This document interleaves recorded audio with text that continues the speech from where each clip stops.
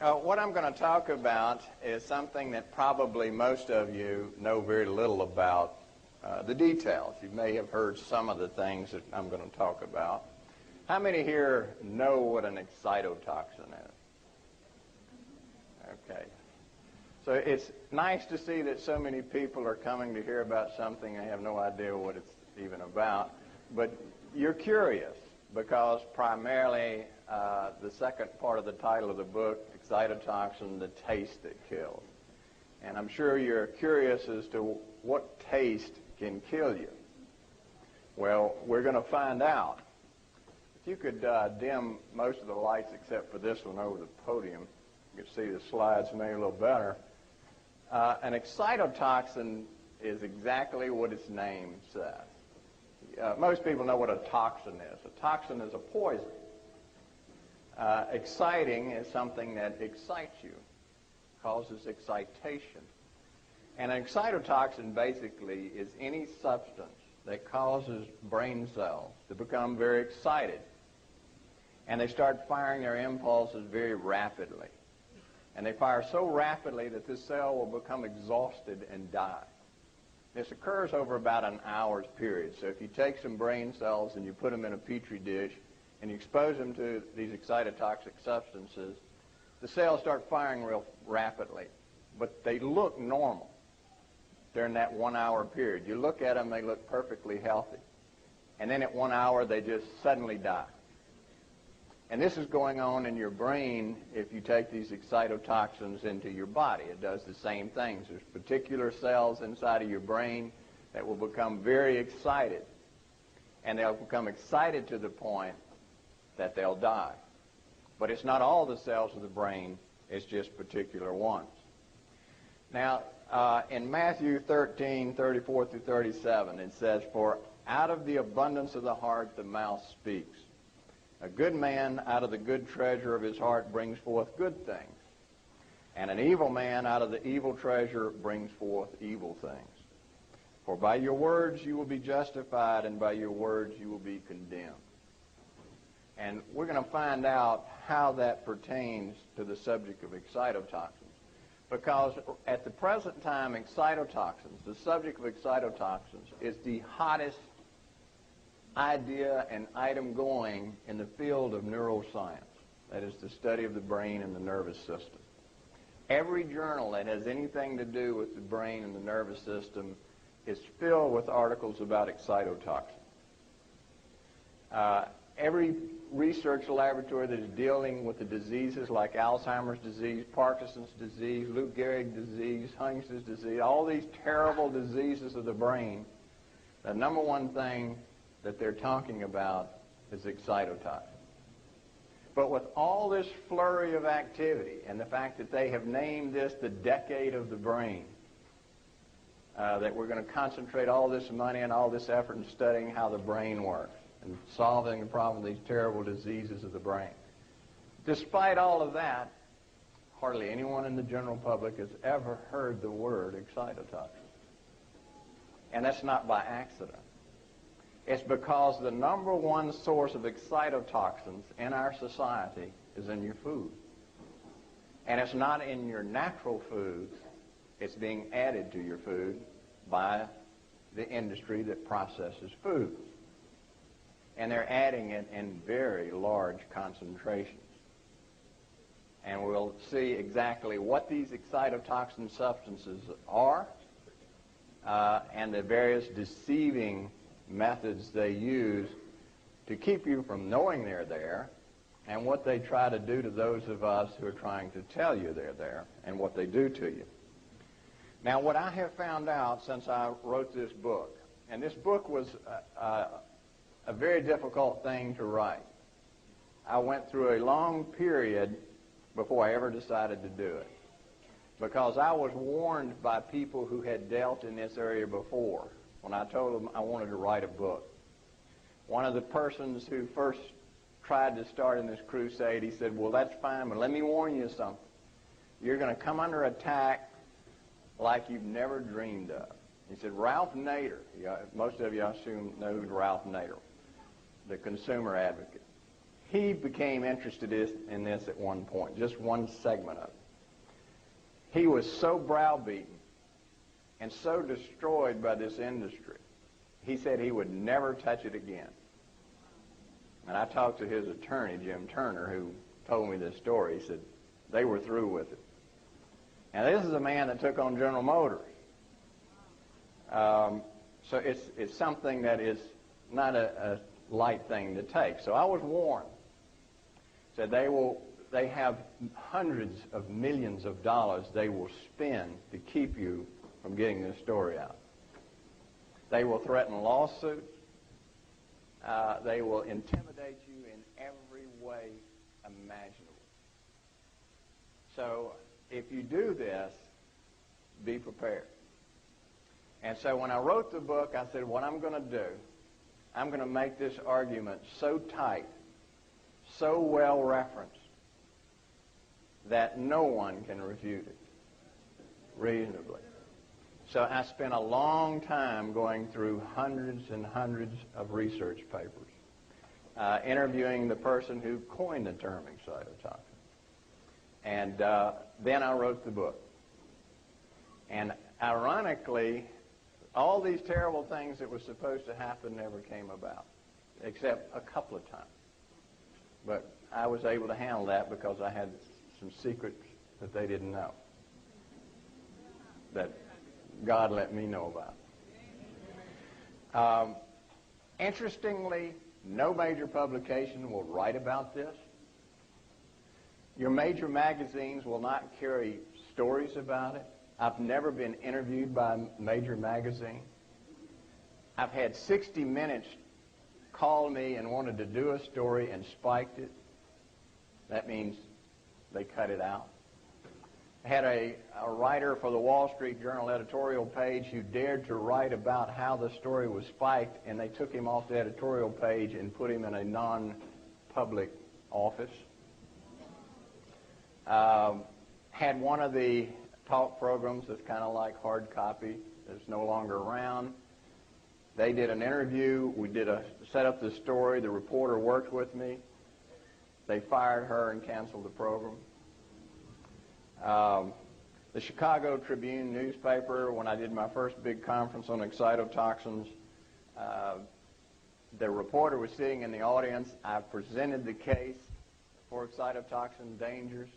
He attentively listened, and he told the person next to him, who happened to be a friend of mine, that this is the most unbelievable thing I've ever heard in my life. He said, this is terrifying.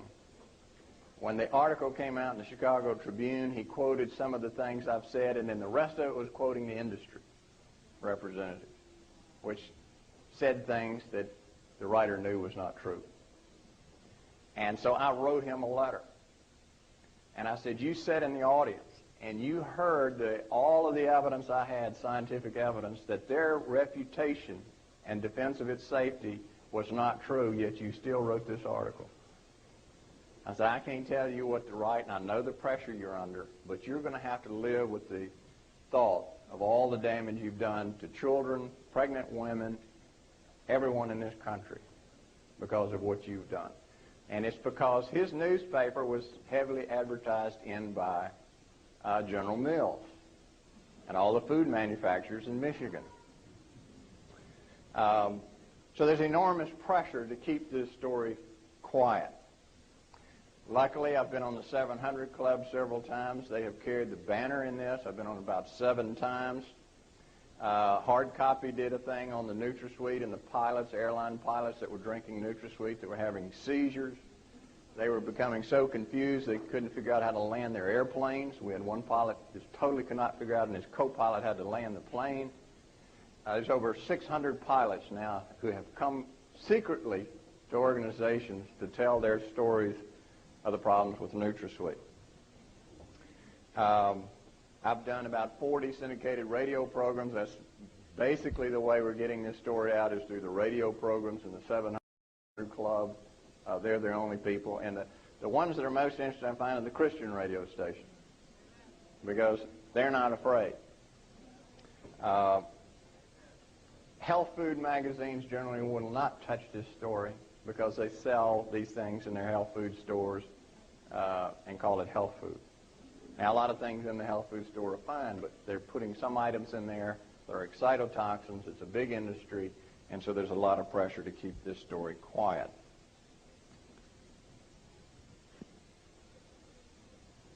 Now, let's go a little bit into the history of excitotoxicity, how all of this came about. In Japan, they used a flavoring substance for their food called kombu, or sea tangle. And this is a seaweed. When you dry it, you can grind it up, put it in your food, and it greatly enhances the taste of the food. And that's been used for 1,000 years. No one really knew why it enhanced the taste of food until 1908, when a research chemist by the name of Akita examined kombu, and he discovered that the taste-enhancing compound was glutamate. You may have heard of monosodium glutamate, of MSG. Well, that's the active compound, glutamate. So he realized that glutamate had a great potential to enhance the taste of foods. So he made a friendship with the Suzuki Spice Company owner, Suzuki, and together they formed another company called Ajinomoto. The Ajinomoto, which means essence of taste, this company began to manufacture monosodium glutamate, or MSG. By 1933, they were producing about 10 million pounds of MSG and putting it in the food. Now, MSG is a much higher concentration of glutamate than in kombu. So they were suddenly flooding their society with very high concentrations of monosodium glutamate. During World War II, or right after World War II, when we had some of the rations from the Japanese soldiers, they realized that their rations tasted far better than our rations. And so the Quartermaster Corps looked into it and found out, well, the reason it tasted so much better was because of MSG. And they called a conference in 1948 and invited all the major food manufacturers, Libby and Continental and General Mills and Borden, Campbell's, were all invited to this conference. And the quartermasters told them, we have discovered an incredible taste-enhancing compound called monosodium glutamate, or MSG.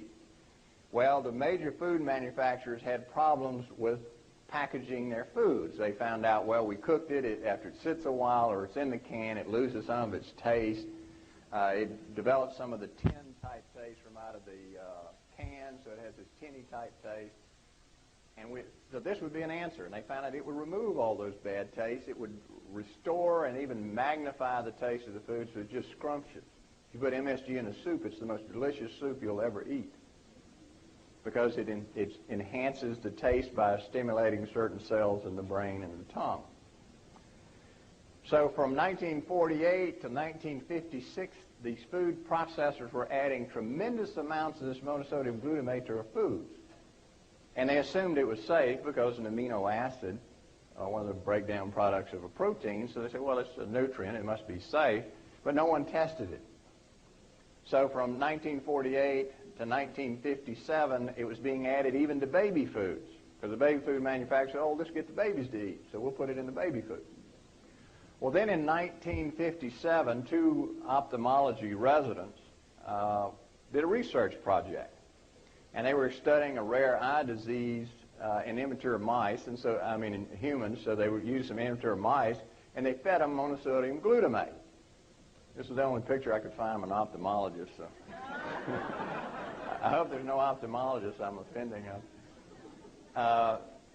So in 1957, Lucas and Newhouse, two ophthalmologists, did this experiment, and what they found to their surprise was that the monosodium glutamate totally destroyed all the nerve cells in the retina of the eye, just wiped them out.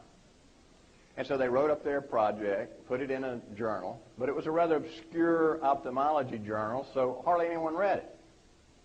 And so it sat there for another 10 years until 1968, a neuroscientist came across it while he was doing a project, and he said, well, this would be a good way for me to study the anatomy of the different nerve pathways that go from the eye through the brain. I'll just use this monosodium glutamate to kill the eye cells, and then I can trace it back through the brain. Well, he did that, and what he found out to his surprise was that it not only destroyed the eye cells, but it was destroying critical parts of the brain as well.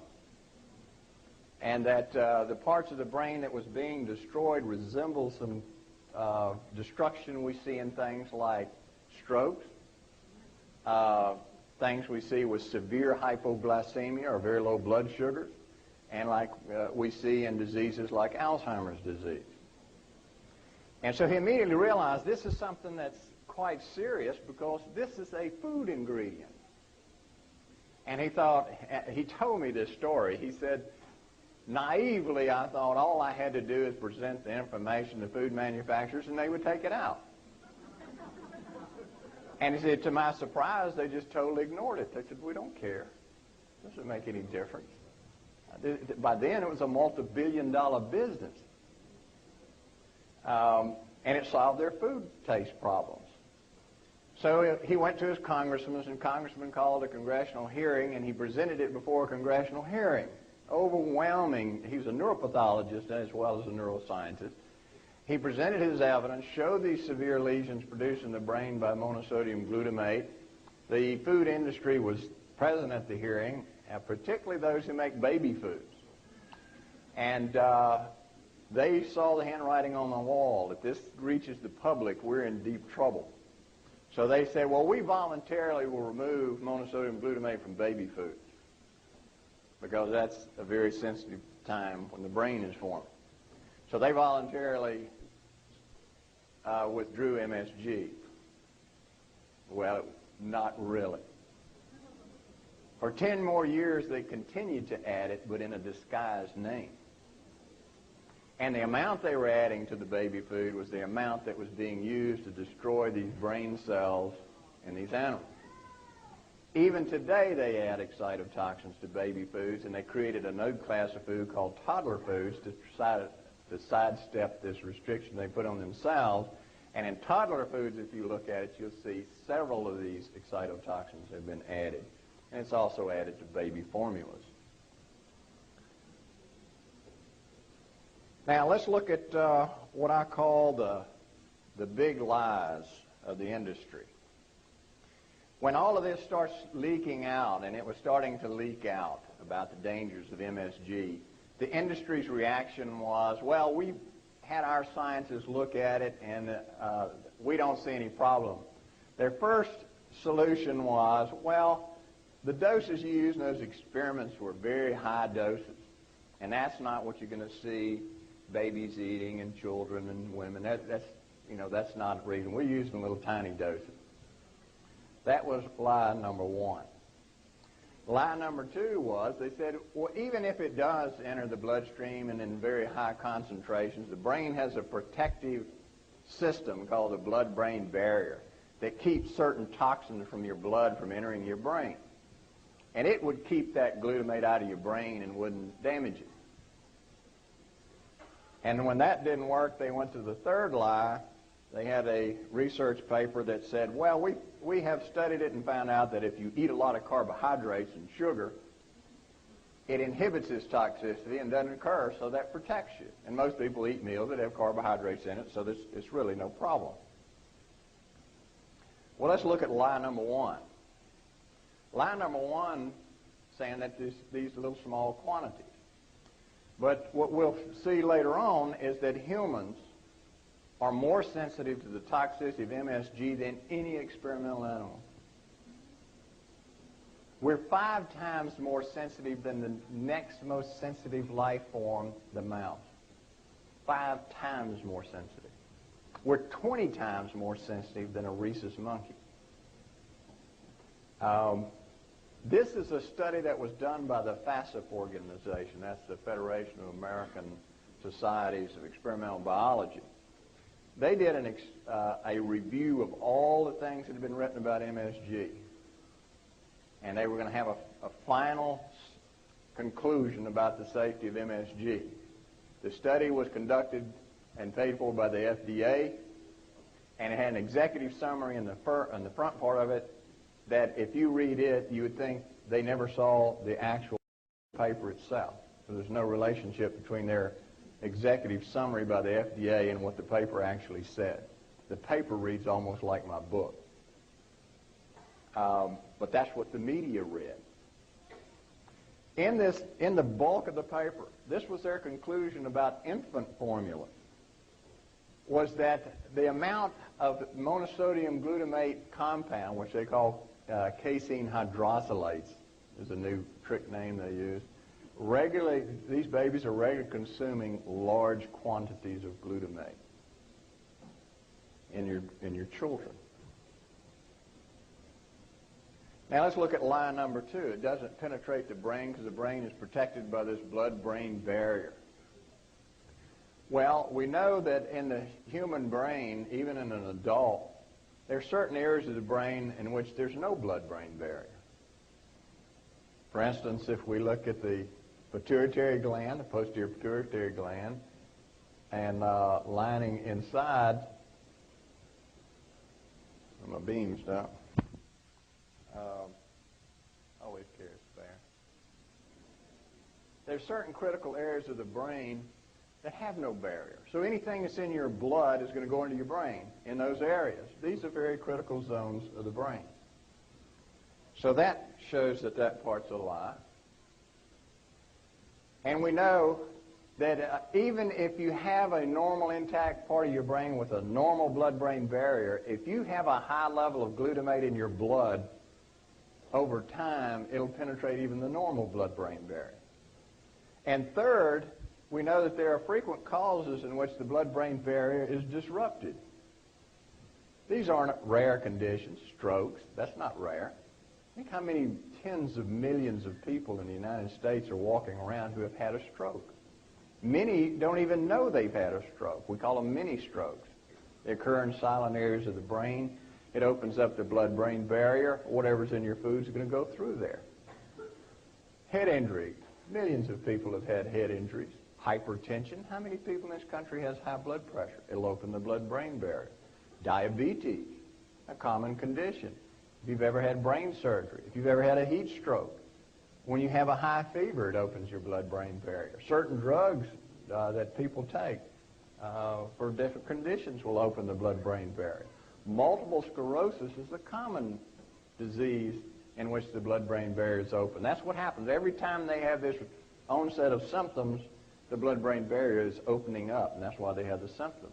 So if they're consuming food with a lot of MSG in it, or NutraSweet, or other excitotoxins, it goes through these openings in the MS plaques in the brain, and they get a lot worse. And what we find in the MS patients is if they consume a food with MSG, they will get worse for days or weeks afterwards. It's a prolonged worsening. Every time they consume it, they get worse again. They go to their doctor says, oh, that's just the natural course of the disease. It's not the natural course of the disease in these instances. They're poisoning themselves. Severe hypoglycemia. If you have low blood sugar, it'll open up your blood-brain barrier. So if you're a diabetic, and hypoglycemia is common in diabetics who are using the insulin, their blood sugar will fall real low. That opens the blood-brain barrier.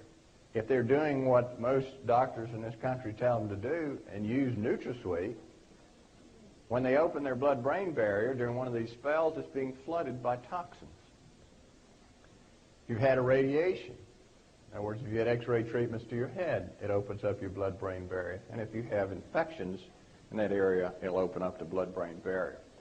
So we see that these big lies, so far, we've wiped out number 1 and number 2. Now let's look at number 3, that carbohydrates and other food products will block excitotoxicity. What they have found with this is that there was an experiment done by a person who does a lot of defending of MSG, saying it's safe. And he did an experiment on animals in which he fed them carbohydrates, and his conclusion in the paper was the carbohydrates blocked the toxicity. Well, I got his paper and I read it, and that's not what the paper said at all. What the paper found was that if you take high concentrations of sugar or refined carbohydrates, you will reduce the toxicity, but it still causes brain damage. Now, I was interested just how much carbohydrate or sugar does it take to give any protection? Well, according to his paper, it would take about 10 to 15 packs of sugar these little packets of sugar. You'd have to eat that every time you ate a meal to get any protection. And in his own paper, anything less than that offered no protection. Or you'd have to eat 17 soda crackers every time you ate a meal that had MSG in it to get any protection. So that argument kind of fell to the wayside. So we see that three big lies have just gone by the wayside, but they never give up. They come up with another one. Now these are the disguised names of MSG. Once they found out we were hot on the trail, they said, well, our only alternative is to change the name so the public doesn't recognize it. And this is just a partial list of the names that they have come up with. Frequent one is hydrolyzed vegetable protein. You see that in many, many foods. A lot of soups. You'll see it sold at health food stores. When you hydrolyze a protein, what you do is you break it down, you release its amino acids. One of the higher concentrated amino acids is glutamate. Another one is aspartate, which is also an excitotoxin. L-cysteine is an excitotoxin. Glycine magnifies excitotoxicity. And these amino acids are released and highly concentrated in these different protein products. So if you get textured protein, vegetable protein, hydrolyzed plant protein, there are all kinds of disguised names. Whey protein, enzymes, spices, natural flavoring is a common name they use. Carrageenan is one of the newer ones. It's a highly inflammatory product. They use that experimentally. If you want to produce intense inflammation, you can inject that in an animal and they'll have an intense inflammatory reaction. Good thing to put in foods. Broth, stock. The names just go on and on and on, so you have to know the names to be able to recognize it. And you'll see foods that'll say, contains no MSG, but they'll contain 3 or 4 of these. And the law allows them to do it, because the FDA law says that only if it's 99% pure MSG do they have to put it on the label.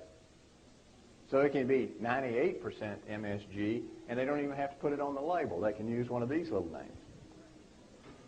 And so you're not protected when you see it contains no MSG, or you go to the restaurant and you say, did your food contain MSG? And they say no. But it contains hydrolyzed vegetable protein or some of these others. And sometimes they don't even know.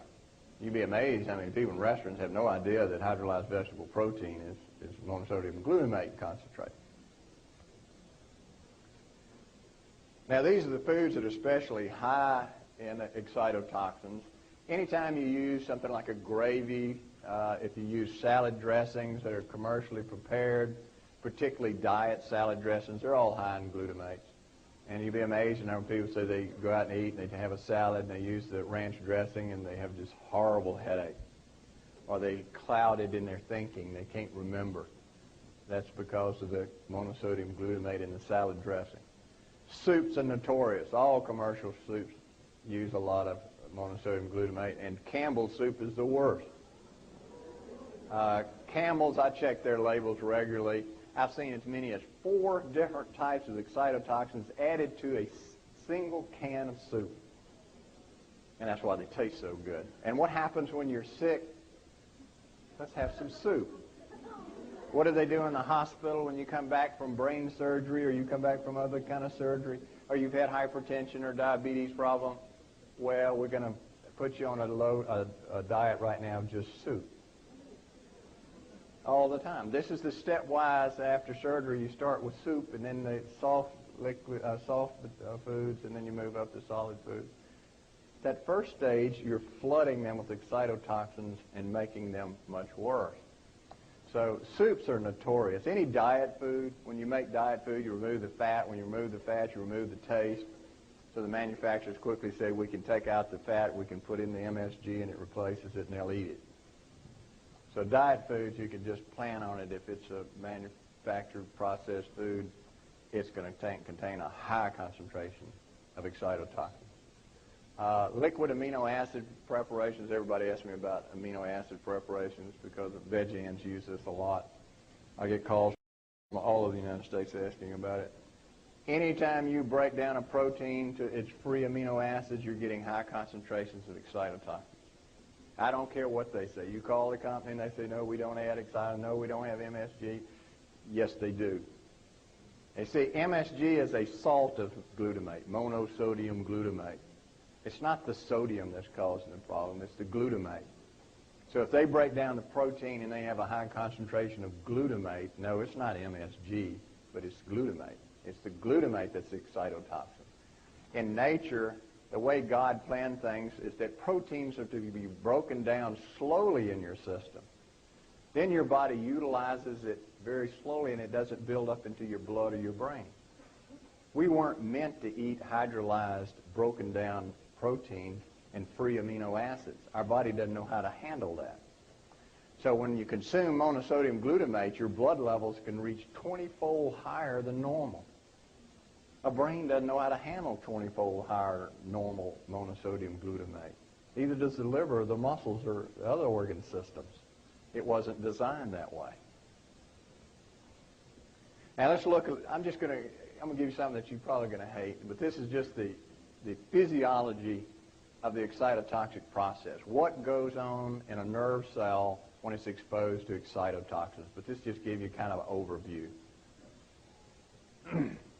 Now first, there are a lot of diseases and disorders that are associated with excitotoxicity, and this list is growing every day. They're finding more and more diseases that have anything to do with the brain is associated with excitotoxicity. It seems to be a central process in a lot of different diseases.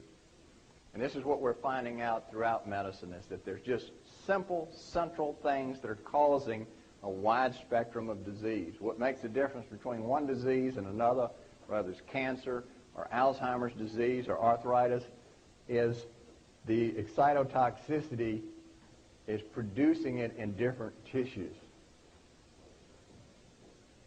We know that head injuries, if you injure your head, what happens is, we've known for some time that most of the damage that happens to your brain in the head injury doesn't happen at the time of the injury. That does happen, but usually not.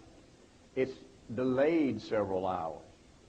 And we've gone through all kinds of contortions trying to figure out what is this delayed damage and how can we stop it. Well, now they've discovered it's excitotoxicity. Because when your brain is injured, it releases glutamate from itself, because normally glutamate is a transmitter in the brain. It's the most common transmitter in the brain. But it's carefully, carefully regulated. When you injure your brain, it can't regulate it anymore, and it builds up a high level in your brain and produces the delayed injury that frequently results in severe neurological injury or death. Strokes. When you have a stroke and block off a blood vessel that's going to the brain, it is the lack of blood supply that causes the worst part of the stroke. That just kills a little tiny core of brain tissue. Around that tiny core, the brain starts secreting enormously large amounts of excitotoxins. And that's what causes the devastating aspect of a stroke. If we block those excitotoxins, the stroke is much, much less. And you can do that with something that God created called food. Hypoglycemic brain damage. When your blood sugar falls extremely low and people go into a coma or die, it's not because the brain cells are starved for glucose. It's because when they're starved for glucose, they release a lot of glutamate, and the glutamate kills the brain cells. AIDS dementia has recently been shown to be caused by excitotoxicity. Migraine headaches are caused by it. Anytime your nervous system is infected with a virus or bacteria, it causes the brain to secrete large amounts of glutamate, and that's what does the damage. Seizures are caused by glutamate excess, excitotoxicity. Most of your seizure drugs, anti-seizure drugs, block glutamate. All of these different things, degenerative brain disease, Parkinson's, ALS, Alzheimer's disease, the hottest area of research is the death of the brain cells by glutamate. It can cause immune suppression, episodic violence, and learning disorders. Now, if you look at a typical brain cell, you have the cell body, or the main part of the cell, and you have this long process called an axon, and at this end looks like a spiny tree in the winter. This is the dendrite. This is where all the different connections are made in the brain. They connect each other. And dotted on here, you see these little squares here. That's the receptors. That's where glutamate attaches to send the signals down the nerve cell. So glutamate is normal in the brain. It's the most common transmitter, as I said. And its function is to carry information from one brain cell to the next so your brain will work. And it carries out almost everything that you can think of in your brain is somehow connected to glutamate neurotransmitter. Now, this is a neurodegenerative process, and basically this is what is the central process for all those diseases I listed about excitotoxicity. That whole long list, this is what happens. And this is similar to what happens in cancer, surprisingly, and arthritis. We're finding that everything is a central mechanism. But in the brain, there's one little difference, and that has to do with this membrane here. It has a little pore in it, a little opening, a channel. This is microscopic. You can only see that on an electron microscope. And what this does is this little pore opens and closes. And glutamate controls the opening and closing of that little pore. Normally, there's very little glutamate outside of that brain cell. I mean, absolutely minute amounts, in millionths of a mole, okay? And it has to be that way, because if that level rises, it'll kill that brain cell. So your brain goes to a lot of trouble to make sure that glutamate level outside that nerve cell never gets above that 10 to 12 millionths of a mole. And it does that by a process where anytime glutamate's out there, it combines with a special transport protein, and that whisks it away and puts it in a cell called an astrocyte and stores it there until it's needed. Only when you're going to have a transmission of an impulse will it release it, and when it does, it breaks loose of the transport protein, attaches to its receptor, opens up the hole, and calcium pours into your cell. And then it whisked away again, and the hole closes. So it's only open for a millionth of a second, just enough to let a few molecules of calcium in. Once that calcium is in, it starts triggering these processes. And these processes normally, if it's just a little bit of calcium, what it does, it makes the nerve fire its impulse. If something happens and there's too much glutamate and it opens that hole up for too long, too much calcium gets in. If too much calcium gets in, then too intense of a reaction of these different processes take place, and it'll produce an inflammatory reaction in that cell with these inflammatory chemicals. It'll produce what we call free radicals, which are just very toxic chemicals that bounce around the cell, oxidizing all the components of the cell. One of the components that really damages is what we call the mitochondria, and that's the little part of your cell that produces almost all the energy that you use for everything, whether it's walking, moving, thinking. Mitochondria supplies the energy for everything. These free radicals generated by too much calcium damages that mitochondria, so it can no longer produce its energy the way it's supposed to. If it can't produce enough energy, the cell dies. It activates a gene called a p53 gene, which is the suicide gene in your cell. Cells are pretty smart. God made them that way.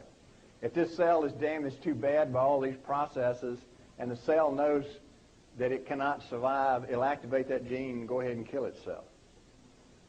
We call that apoptosis. And that's what too much calcium coming in will do. We also know that some of these products build up, they'll inhibit this transport protein so that more glutamate will start building up. So it's a kind of a cyclic process that just keeps going until the cell dies. Now, note with the knowledge that if too much glutamate out here is toxic, and it doesn't take a lot to make it toxic, does it make a lot of sense to add it to your food?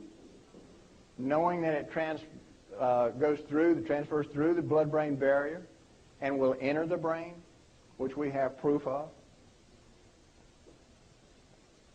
Now, when we look at excitotoxin sensitivity, three things we see that are very important. One is that human is 5 times more sensitive than the next most sensitive life form on Earth, the mouse. And we're really 20 times more sensitive than a rhesus monkey. Newborn babies are 4 times more sensitive than adults. So if you're pregnant and you're eating food that contains a lot of MSG, that is passed through the placenta into the baby and damages the baby's brain at a time that brain is being formed. And they're 4 times more sensitive than an adult would be. Why are the babies so sensitive to MSG? It's because their brain enzymes that normally protect them are immature. They haven't formed yet. Their blood-brain barrier is immature. It hasn't completely formed yet. And babies and toddlers frequently become hypoglycemic, which magnifies excitotoxicity. Now, what do these excitotoxins do inside of the nervous system once they get in there? Well, we know that they can actually alter how the brain forms. That's what's so bad about the little children. We know that when the mother is pregnant, during that last trimester and during the first 4 years after birth is when most of the brain is forming. All these little pathways have to connect, and they have to connect in a certain way. All these dendrites are growing and branching. These synaptic connections are taking place. And that is very sensitive to glutamate.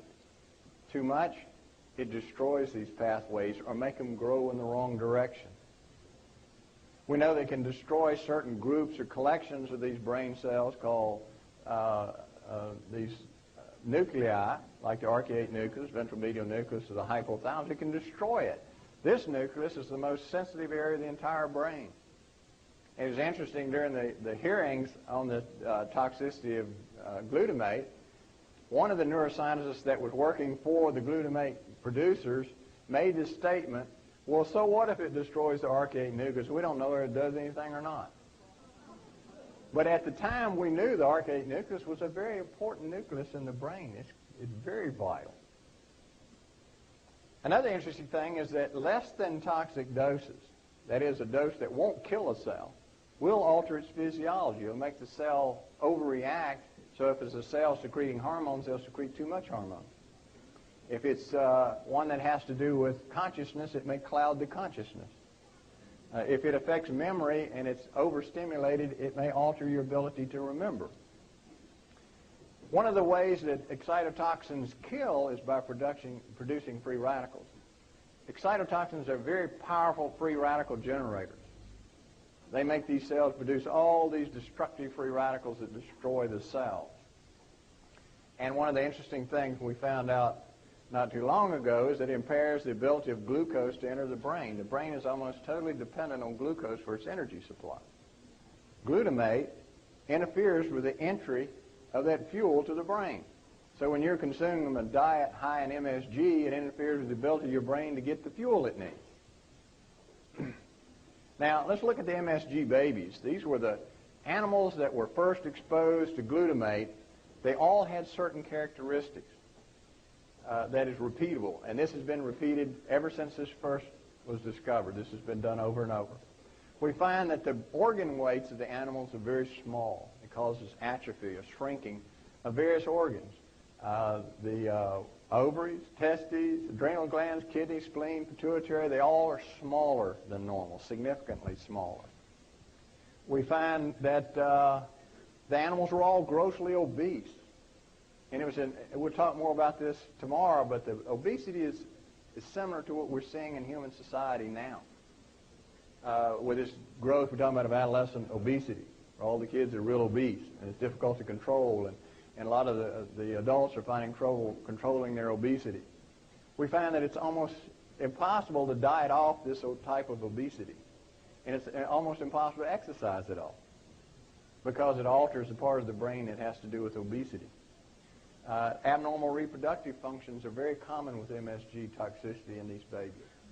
When they become adults, they have very small litters. And this is true even for the males. If you expose the males to MSG, they become infertile or have difficulty procreating. We find that MSG is frequently associated with unprovoked rage, overt aggression, and antisocial behavior. This is almost always consistent in these MSG-exposed babies. And I'm not just talking about while they're a baby. This is when they become adults. This lasts the entire lifetime of the animal. When the animal gets older, it's filled with rage. It won't associate with the other animals. Impaired cardiovascular responsiveness. You know, when you run, your heart speeds up. Well, that's impaired. It doesn't quite work that way anymore.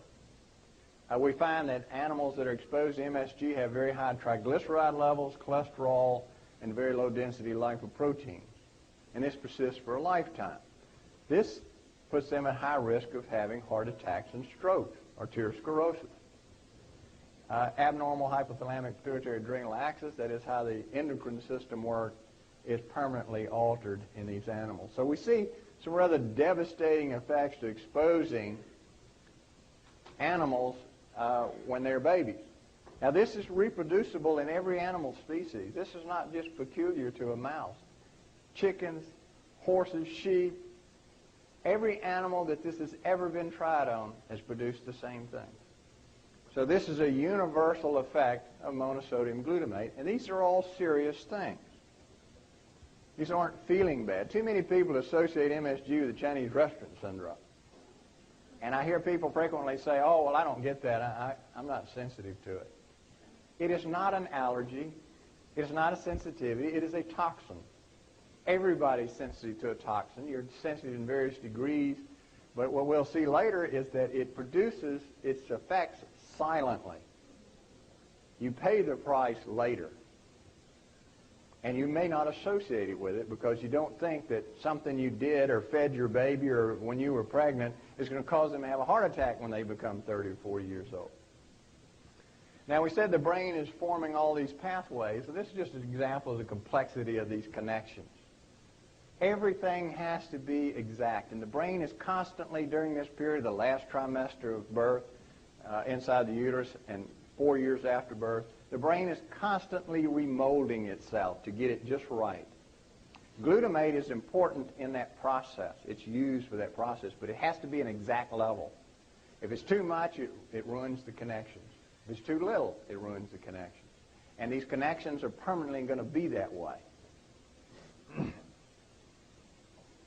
This is a three-dimensional view, so you can see that these connections are three-dimensional. They're not on one plane. They have to be in 3 dimensions connected. It's an incredibly, incredibly complex process. And anyone who doesn't believe in God has seen this. I can't imagine why you don't believe in God, because there's no way for us to explain how this happens. And these pathways go the whole length of the brain, so they have a long way to go, and they have to be connected just so. And glutamate can permanently alter how these connections and pathways are formed and connected. This is the temporal lobe of your brain. You've heard Vicki talk about the hippocampus. It lies right in here, and it has everything to do with your memory. The temporal lobe is very important. We call it the integrative cortex. It connects to all other parts of the brain. It takes everything you've ever seen, done, heard, smelled, and it correlates it.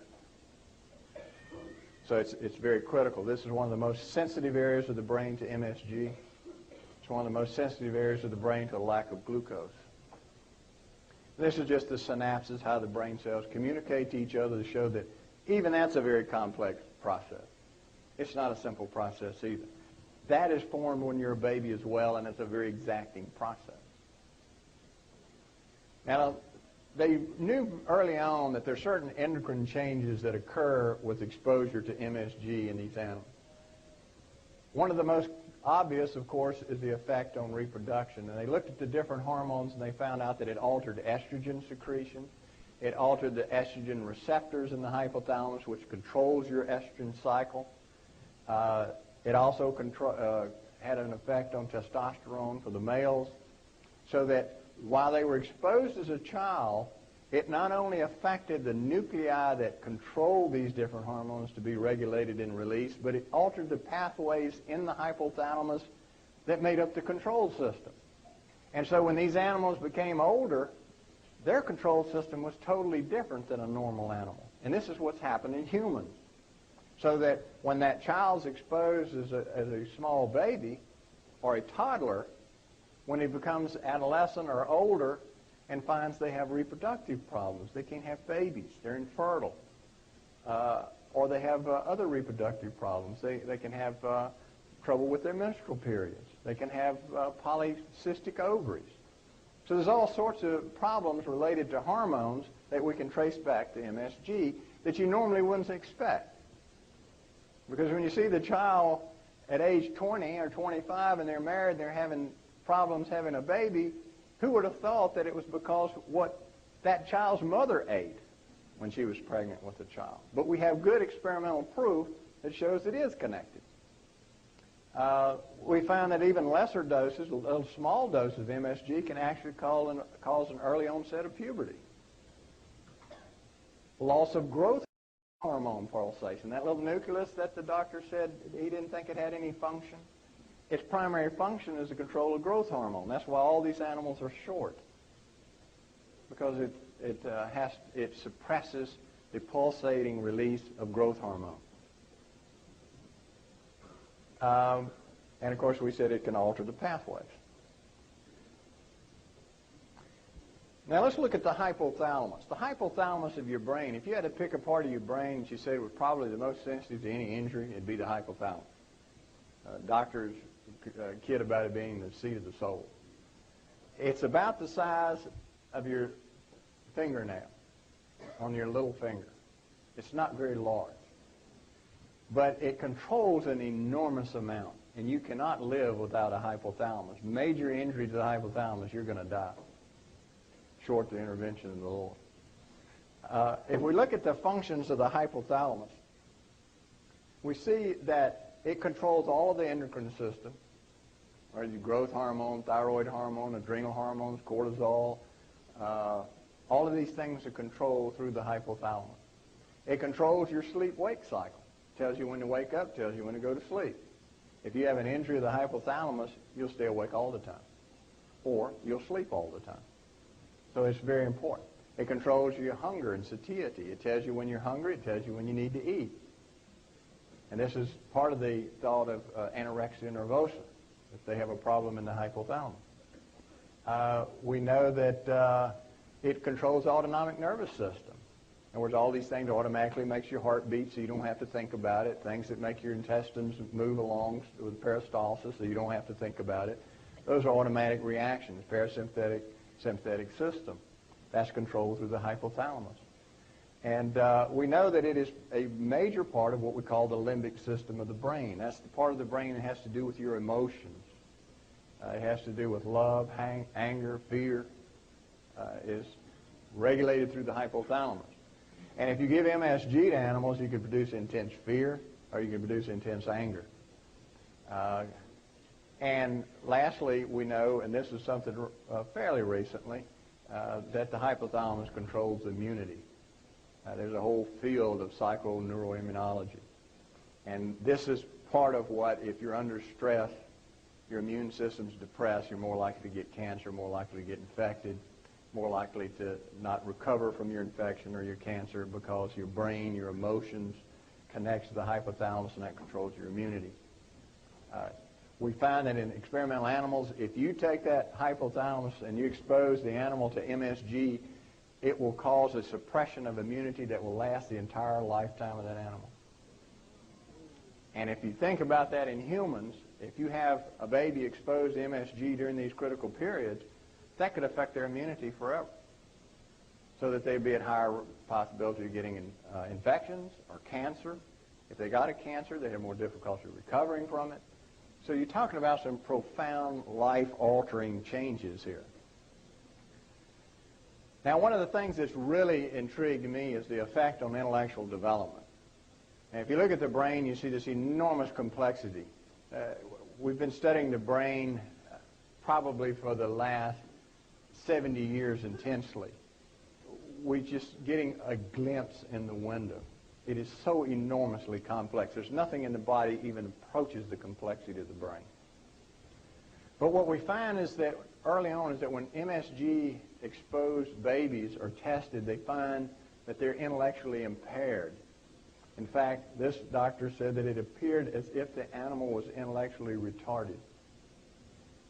And this experiment, which is a two-part experiment, was very interesting. She took animals that were pregnant and exposed them to MSG and then tested the offspring and found that the offspring initially looked perfectly normal. And when they did this simple little test for intellectual function, they passed with flying colors. But when they tested them for more complex problem solving, the animals were severely impaired. Now, if you transpose that to a human, what that means is if your child is born after exposure to MSG or after being exposed to MSG after birth during that first 4 years, you say, well, the child looks normal. He's going to the different little grade schools and seems to be able to learn his ABCs and count and learn his name and do simple spelling. Seems to be intellectually normal. But then when he gets into higher school and has to do higher math, has to do logic, has to do intense cognitive functioning, they're impaired. Now, who is going to look at that and say it was due to MSG exposure when the baby was a child, when no one will let this story out? No one knows this was done. The second part of the experiment, she was curious why this happened. So she measured the neurotransmitters in the brain in these offspring to see what happened, and found that there was an 80% reduction of a transmitter called acetylcholine in the frontal lobes of the offspring's brain. Now, acetylcholine is absolutely vital for learning and memory. There was also a reduction in a neurotransmitter called norepinephrine. Norepinephrine is what allows you to pay attention, to concentrate. So if you cannot concentrate on a topic, then you're not going to remember. And this is what's happening. I'm going to have to move a little faster than I planned on. I always talk longer than I plan on. Now let's move to adults. So we know that children are 4 times more sensitive. Look at some adults. The brain is at risk for these different reasons. Now, one, the brain has one of the highest concentrations of polyunsaturated fats. It's about 50% polyunsaturated fats. Polyunsaturated fats are easily oxidized. You're all familiar with rancid, things becoming rancid. That's what oxidation of a fat does.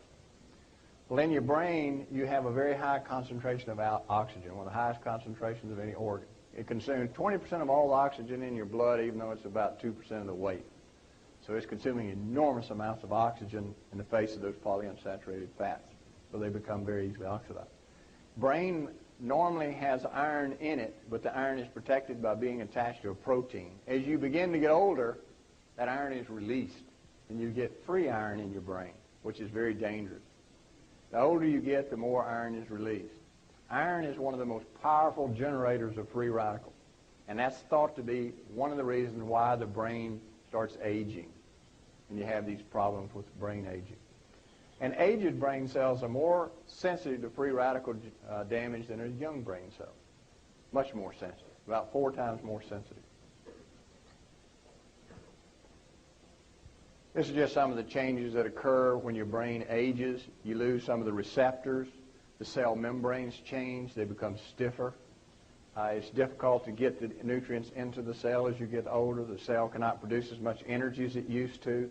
There's accumulated free radical damage over your entire life, so that you begin to damage the DNA, damage the protein, damage the lipids, and this accumulates throughout your entire lifetime. And remember, we said the way that excitotoxins kills the brain cell is by generating lots of free radicals. So you're speeding up this aging process significantly when you're exposed to those substances.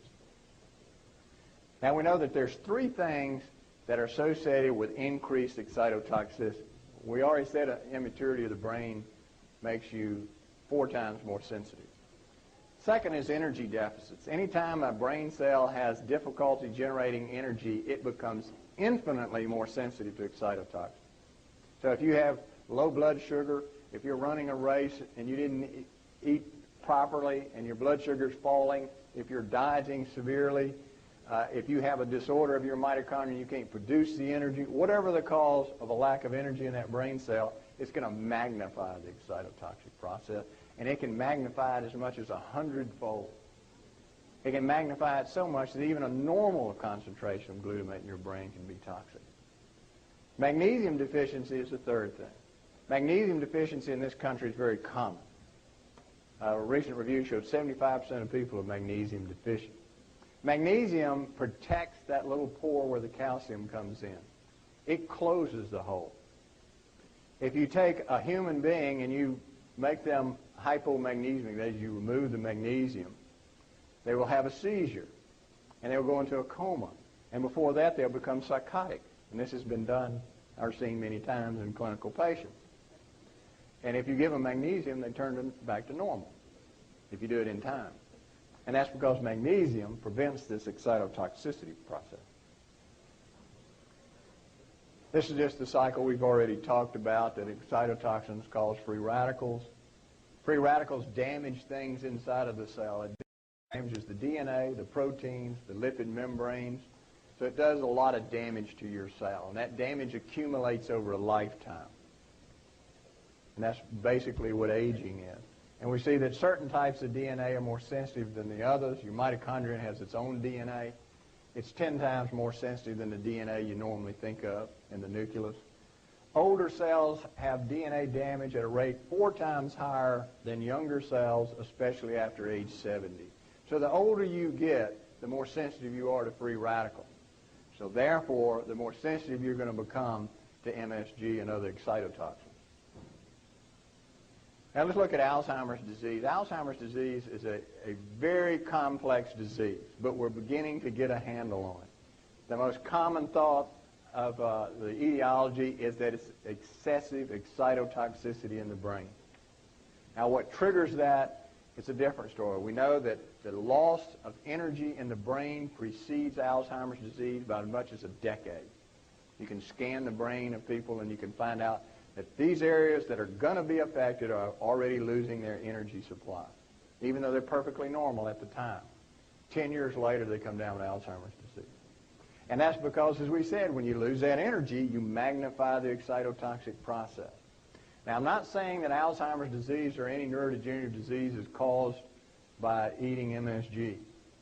It's probably more complex than that. It may be the release in the brain. But we know that Alzheimer's disease can be significantly aggravated by MSG in the diet because, number one, Alzheimer's disease damages the blood-brain barrier. You lose your barrier. You're at low energy. Your cells can't produce energy. The cells are damaged by free radicals, so they're more sensitive. So in a state, if you have Parkinson's disease or if you have Alzheimer's disease or any of these degenerative diseases, you're at a lot more risk. Parkinson's disease, one of the first things we see occur in Parkinson's disease is the loss of a substance called glutathione in the cells that are affected. This is a molecule that protects you against free radicals. It's very, very important. It is lost years, decades before you ever develop Parkinson's disease. Then you begin to accumulate iron in those cells. And we said iron is a very powerful free radical generator. So the cell can't protect itself against free radicals. You increase the free radicals with the iron. Then the energy begins to drop. There's this particular loss of energy of 42 or 47% loss of complex 1 energy generation in the mitochondria, and the cell dies. Well, it's an excitotoxic process that's triggering all of this. There's also, you've heard of haloperidol, Haldol, which is used to help some people sleep, well, Haldol will produce the same amount of depression of complex 1 energy-generating enzyme as you see in Alzheimer's disease. In Parkinson's disease. These are the common things you see. The important ones you need to know is people that develop these degenerative brain diseases all have low vitamins in their brain, particularly antioxidant vitamins. Very low magnesium in all of these diseases is very low. Cellular energy is low in all these diseases. High iron content, high free radicals, all this oxidation in their cells, and high intracellular calcium. There's an obsession with taking calcium in this country. They tell the elderly, you've got to have this calcium, eat these Tums, take this calcium supplement. As you get older, your cells have more and more difficulty keeping the calcium out. You don't want to flood the brain with more calcium. You speed up the process. This is just some of the enzymes that are known to be defective in these two diseases, Alzheimer's disease and Parkinson's disease, and we'll talk about that tomorrow. We've talked about that. Here's where we end. This is how glucose gets into your brain. This is a blood vessel. This is the brain cells. The glucose has to go from the inside of the blood vessel into the brain to get to the brain cells. But it doesn't just diffuse like it does in the rest of the body. The brain has a very tight control of anything that gets into it.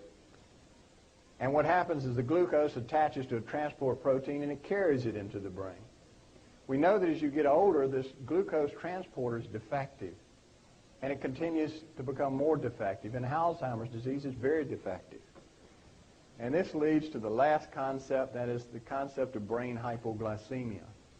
And that is that because of this defective transport of glucose into the brain, which remember is magnified by MSG, the brain doesn't have enough glucose where it is, but the blood can have normal glucose. And That causes the brain to be hypoglycemic, so if you go to the doctor and he draws your blood, he says your blood sugar is normal. But that doesn't tell you what your brain is doing. Your brain can be extremely deficient in glucose. And it has been remarked by several observers that Alzheimer's disease closely resembles when you see people having hypoglycemia. So it may be that there's a chronic hypoglycemia developing of the brain. That magnifies excitotoxicity, opens up the blood-brain barrier, toxins get in, and it keeps the process going. And lastly, the point I want to emphasize is something that Vicki was saying. Your entire metabolic processes is programmed from birth.